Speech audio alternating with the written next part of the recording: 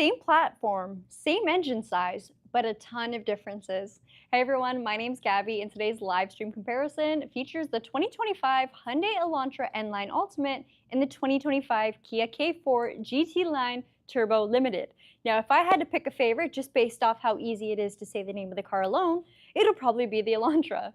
But both of these cars are often cross-shopped because they're both the highest trim level of each individual compact sedan. Now, I will admit, if anyone's being really particular, they might say, what about the Elantra N, the full-blown N? Well, that vehicle, I like to distinguish it in a class of its own. Sure, it's technically still a compact, and it does wear the Elantra badge, but it is a bit of a different animal. Now, both of these machines behind me are toned down enough that you can drive them to your office job and still have a ton of fun with them on the track if needed, but one of them is certainly a little bit more wild than the other. Today's live stream comparison, we're going through both of the vehicles, from the exterior, interior, performance, and of course the technology. There are a ton of differences, especially if you are someone who appreciates a little bit of extra tech. You may prefer one or the other, versus if you prefer a little bit more performance, there might be a winner for you. Let's get right into it, starting off with the exterior of the Hyundai Elantra. I will say, because this is a live stream video, you can certainly ask questions and let me know what you think in real time thanks to the live chat box. So if anything comes to mind and you are watching in real time, please do so. All right, Adam, we'll flip the camera and get right into it. So the Hyundai Elantra is priced at $31,699 Canadian, and it is going to be the more affordable vehicle of the two. That being said, it is in its likely final year of production for this particular design with this technology. And that means it's also going to be probably the last year that we'll have this exact powertrain before it flips over to what the K4 has. That might be an advantage or a disadvantage for you, so listen along closely. I'll get the headlamps back on and also pop the hood to talk powertrain in just a few minutes. Now, this vehicle is built on the same platform as the Kia K4, and it was actually first introduced, I believe, in 2021. That's when the Elantra grew in size. We have full LED headlamps, a lot of gloss black accents along your front bumper, and some dedicated N-Line badging, more so on the passenger side. Adam, is it visible? There you go. All right, along the lower portion of our front end, you'll also notice a little bit of dark, almost gunmetal-like styling. This creates a nice contrast for the vehicle and gives it a sporty look without being too bold or in your face. It's subtle, but it definitely presents itself a little bit more than what we'll see on the Kia K4 as far as styling distinguishment. For our powertrain, this is also going to be the more hardcore car of the two. And when I say hardcore, I don't mean it's a full-blown race car. We know it's not the Elantra N. But if you prefer a ride that can make you smile, but also give you a good fuel efficiency of 7.6 liters per 100 kilometers, this might be the one for you. It's got a 1.6-liter turbocharged 4-cylinder engine, which uses gasoline direct injection. It'll produce 201 horsepower with 195 pound-feet of torque. And again, those fuel efficiency numbers are pretty dang good. 7.6 liters per 100 kilometers is a great number to see on a car that can still make you smile. It only has a 47-liter tank, so it's not going to hurt you every time you go to fill it up. The vehicle also has a 7-speed dual-clutch transmission. If you're not familiar with the dual-clutch, it works like an automatic in the sense that you put the car in drive and go. You don't actually have to operate a clutch pedal or shift the gears on your own. The car does it all for you, except it uses 2 automated clutches that one will trigger your odd gears and the other will do the even. When gear 1 is on and ready, gear 2 is next up and quickly fired. So it's lightning quick gear shifts, providing you with a very engaging drive. With that being said, it's a ton of fun if you are someone who likes spirited ride. But if you do a lot of stop and go traffic driving, it can feel a little bit lurchy or even a bit choppy. If you're not a fan of that, you may prefer what the K4 has to offer, and of course, I'll talk about that in a few minutes. That being said, I've always loved dual clutch. It doesn't bother me nothing, but maybe you've driven one and weren't exactly a fan. It's totally user dependent. Now, as far as wheels go, I do think I prefer the wheels on the Elantra. They're an 18-inch alloy with a gunmetal finish, so it looks black probably on camera, but it's certainly more of a smoked gray. It is very dark. It can suit either way. You can call it gray if you want, you can call it black if you want. I'm calling it gray. Our center cap is true gloss black with an N badge, and we have a Hankook tire. All-season tire. Both of these cars are going to be front-wheel drive only with larger disc brakes in the front. They're ventilated with solid disc brakes in the rear. Both cars will also have a sport-tuned multi-link rear suspension and some fun sport modes. The Elantra will have dedicated N-line badging on the fender flares and gloss black mirror caps with an LED turn signal indicator.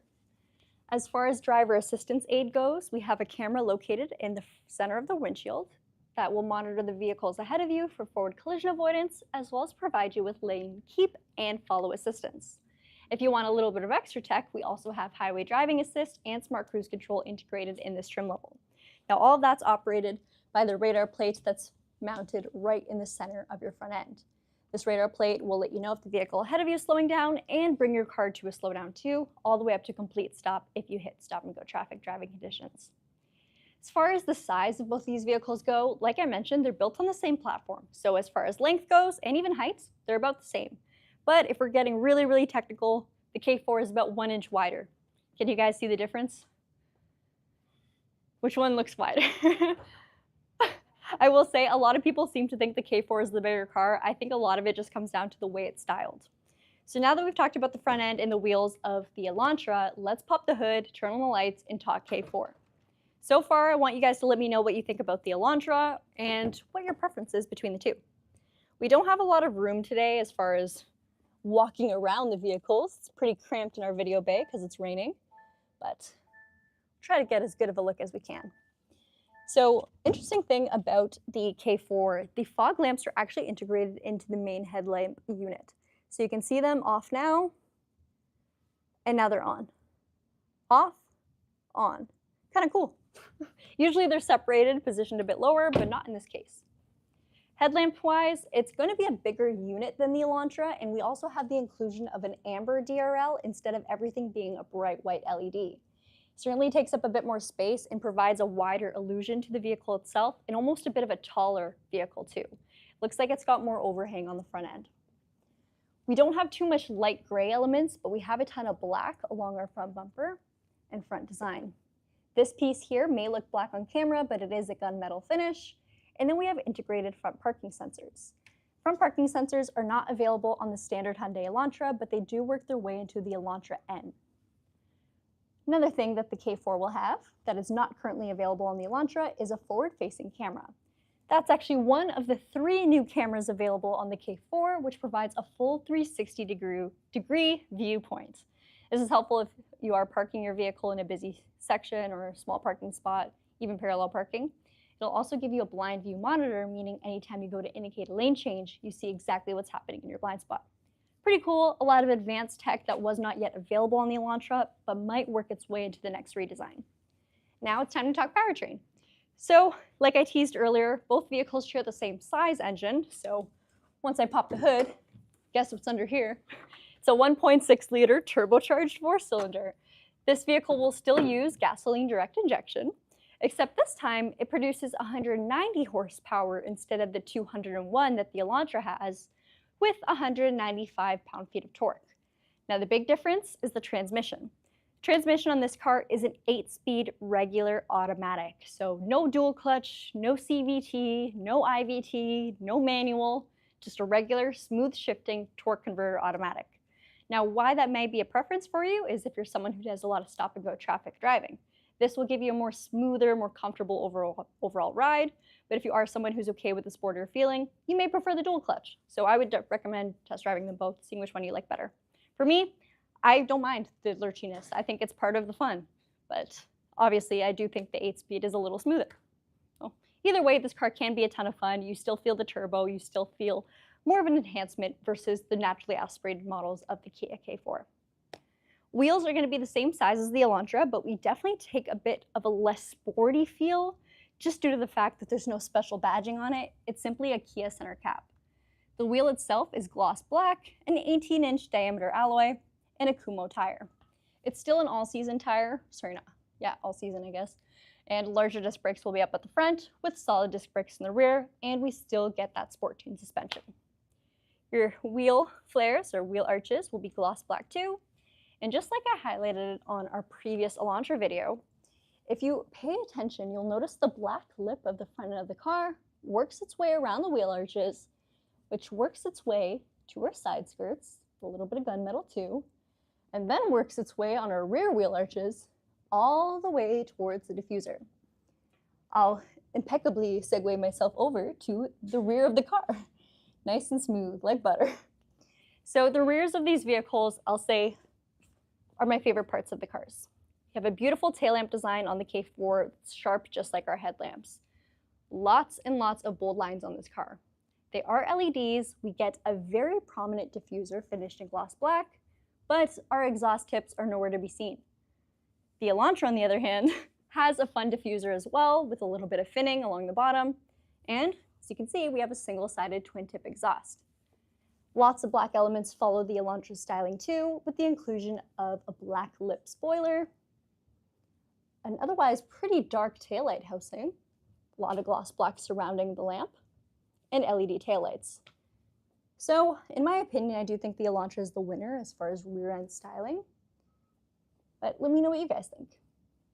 We'll take another quick look at the K4's back end, just to highlight some of the things that make it unique. So we do have the rear parking sensors. We have the prominent diffuser with the hidden exhaust. Seriously, you can't really see it from the back. And one thing I really do like is the inclusion of the reverse lamps being right in the very center. They are LED as well. There is no lip spoiler, which I found a little strange, but as you can see, it does kind of flip upwards, so almost like that duckbill or ducktail-like spoiler. The K4 has a bit more of a fastback-like in its style too. So as you can see, pretty sharp slope downwards, almost gives the illusion of a very, very short trunk, but you'd be pleasantly surprised by how much space is back there. And then the pillars of the vehicle will be gloss black with a little bit of a chrome satin belt line all the way around. Now that satin belt line also works its way to the mirrors, where we also have a gloss black mirror cap and turn signal indicator. Here are those cameras I was mentioning earlier that show you a live view of what's in your blind spot. So that is something that the Elantra does not currently have available, but the K4 does. Both cars have proximity entry, so as long as the key is on you, you'll simply reach for the handle, it'll unlock for you, and then press on the indent once you're done. You also have the option for digital key entry on both cars too, so there's no real winner there.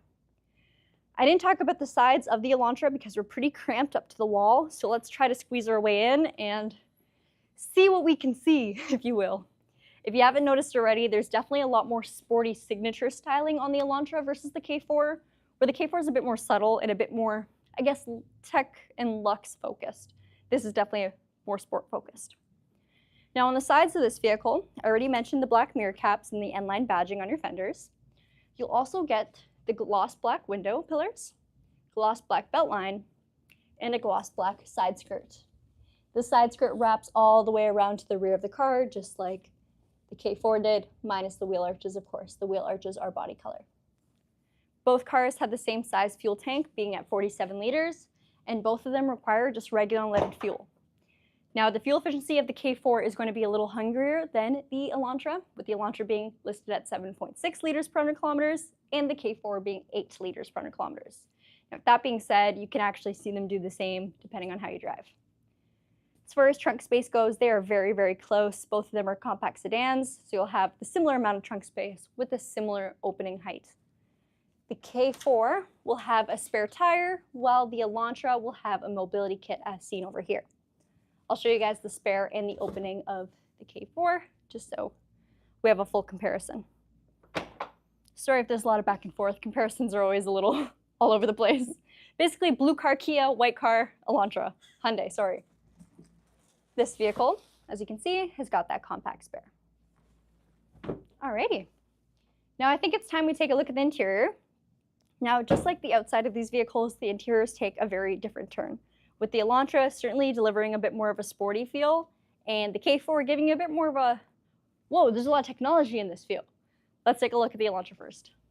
And if you wanted to see one car more in depth, don't worry, we've already done a video on it. Now, the Elantra, we actually just filmed the video 20 minutes before this live stream went up, so that was done today. We've got a very, very black, very dark, very moody, and very sporty interior here. There's red stitching for contrast with an N debossed seat. You'll see that on the upper seat back area here.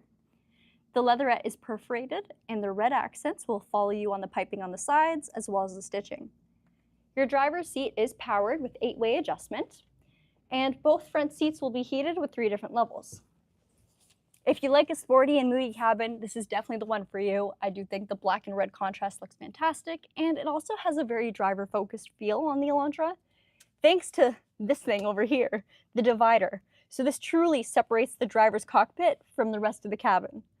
I'm the driver. This is my machine. What's over there doesn't concern me. Anyway, let's take a quick look at the steering wheel. I'll also wake up the screen so we can talk tech, but we're not going to do a full interior review. If you guys would like to see that, we will link that video in the description. So we have a fully digitized gauge cluster. Okay, it's done beeping now. There we go. The theme will change based off what drive mode we're in, but you can also sync it to be one set to whatever your liking is. And as you can see, we have our drive mode select just on the left-hand side.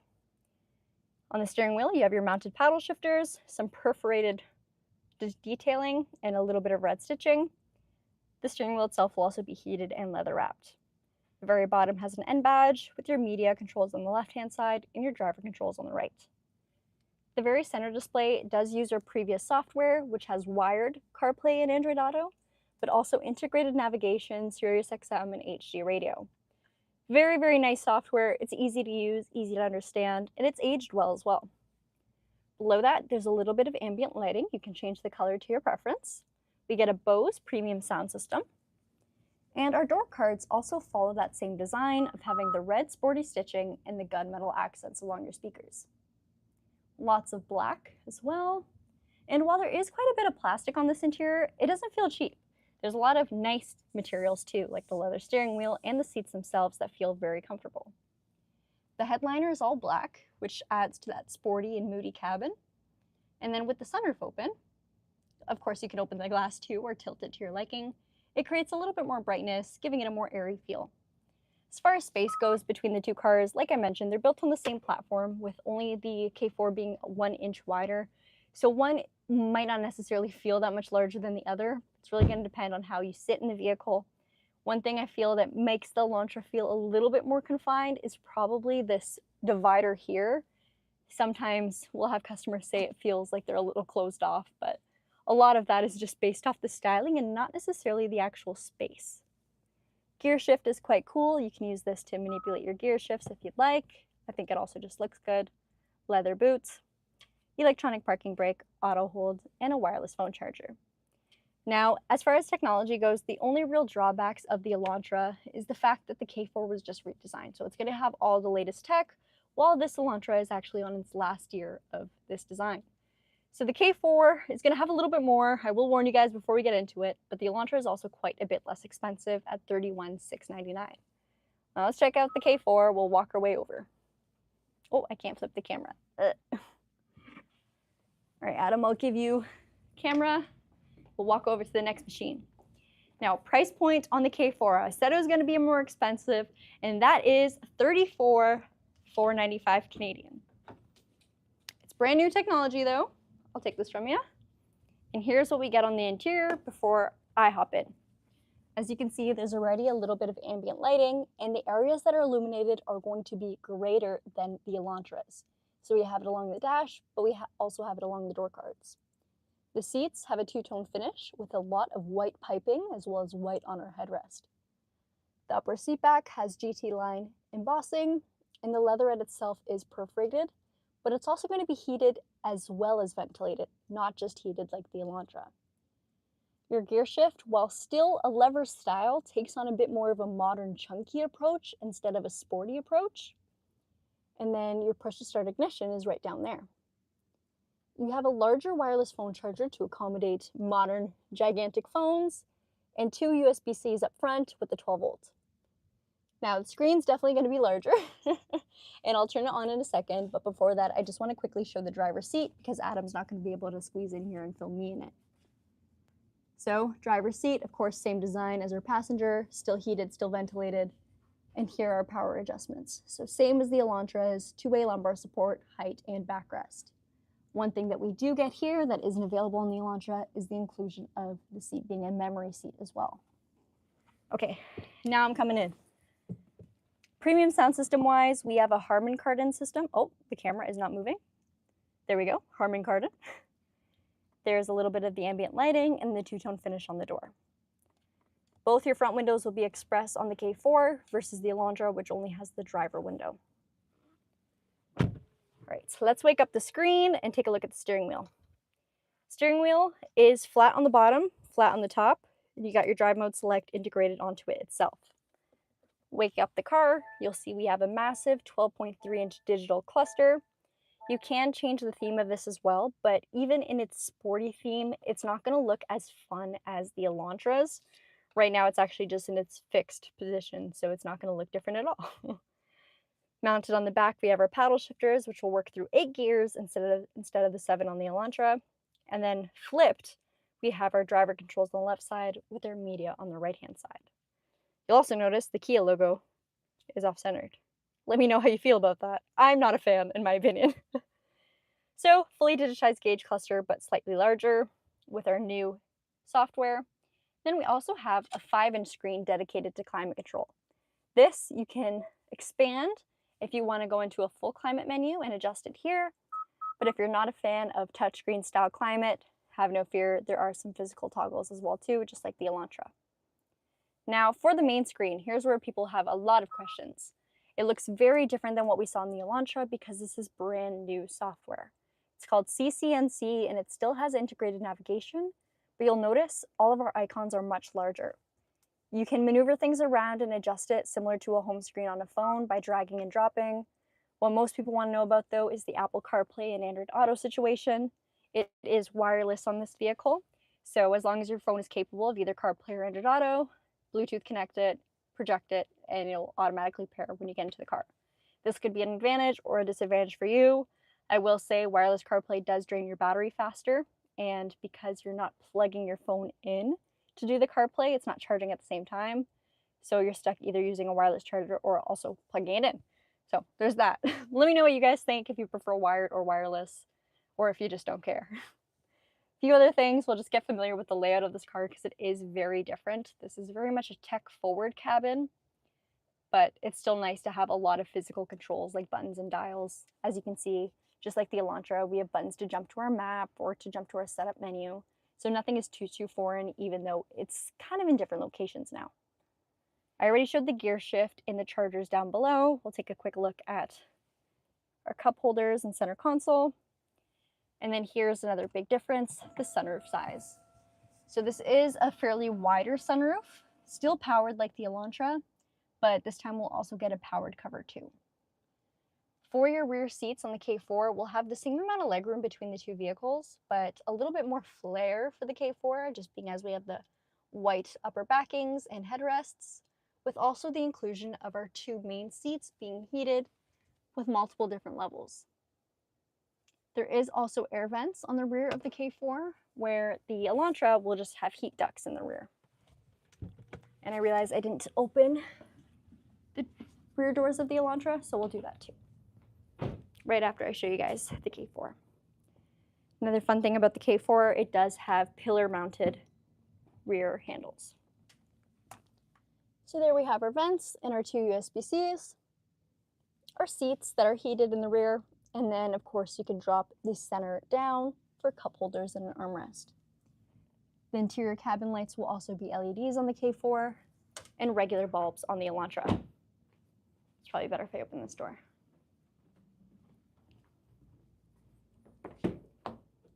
Here we are.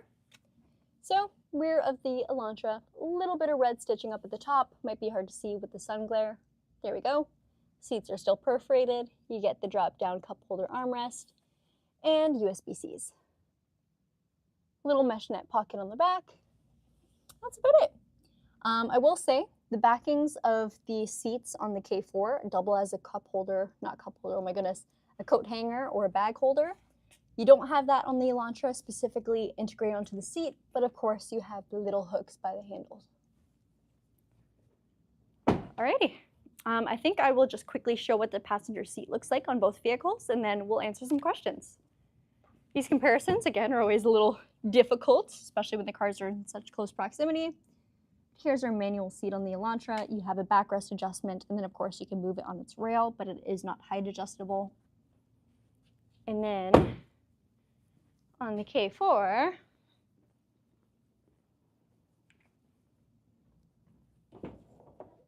We have both height adjustment and backrest adjustment, but it is still manual. Okie dokie. Let's see what you guys have to say between the two vehicles. And again, price point wise, we're at $31,699 for the Elantra and $34,495 for the Kia K4. So a little bit of a price difference between the two, a little bit of a drive fuel difference, big technology and design difference. I know some people love the tech that comes in the K4, but they can't exactly get behind the styling yet. It's a little bit too modern for them, a little bit too out there. I personally really like the styling, but I also really love the Elantra, the way it drives. So I'm kind of tied between the two. I want to know what you guys think, and if you're waiting for the redesign of the Elantra, or if you think now is still the perfect time to get one. Let's take a look at the comments.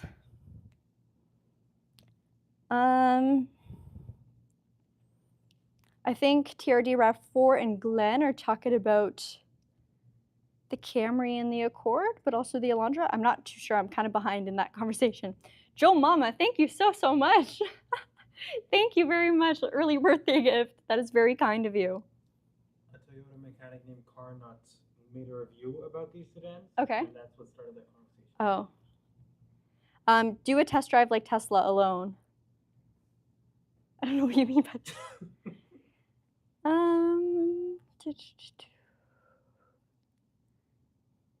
All right, I'm gonna scroll up a bit. My iPad is at 4%, so this might die. It was just at 15. Jetin asked earlier on about Charlotte. Charlotte is on mat leave. She will be in probably soon just to film the odd video with me, but she's not gonna be here every single day like she used to be because she just had a baby. She's allowed to have mat leave. She's allowed to have a little break. I'll allow it.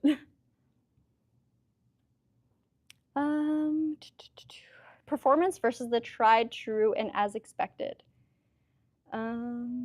DCT has the advantage of directness, like a manual, to the engine, plus fast sequence shifting, like no human could do well. Exactly. So dual clutch transmissions are a ton of fun, but some people that aren't exactly familiar with them might complain that they're shuddery or they feel weird. That is just a characteristic of them. It's the way that they are, but to someone who doesn't expect it, it can feel a little strange, and they may prefer the K4. That being said, the K4 might make a little bit more sense if you are someone who's doing a lot of stop and go traffic driving, because when you are kind of coasting or letting your vehicle creep in a dual clutch transmission, you're slipping your clutch. Now, with that being said, if you have a dual clutch and you do a lot of stop and go, do not be afraid. You can use things like holding your brake until you actually have a good amount of space between you and the car ahead of you to hit the gas and drive, not necessarily creep. Or you can also use features like auto holds that hold you at a stop until you hit the gas. All of those will prevent your vehicle from doing the standard creeping. That being said, if you gotta creep every once in a while, or even when you throw your car in reverse and don't necessarily give it gas, you just let it roll backwards, that is okay. That's not gonna destroy your vehicle. It's if you're doing it for hours and hours on end and, you know, in very hot climate, AC running, it could cause your vehicle to overheat. But do not be afraid, do not be alarmed. It's not normal. It's just, again, preventative. Which one delivers a noticeably better feel and communication through the steering wheel when pushed on a winding road? I will say, if you are someone who wants a bit more of a spirited drive, then the Elantra is the way to go. The 7-speed dual clutch, you will really feel the responsiveness if you are driving it hardcore, and it's just a little bit more nimble.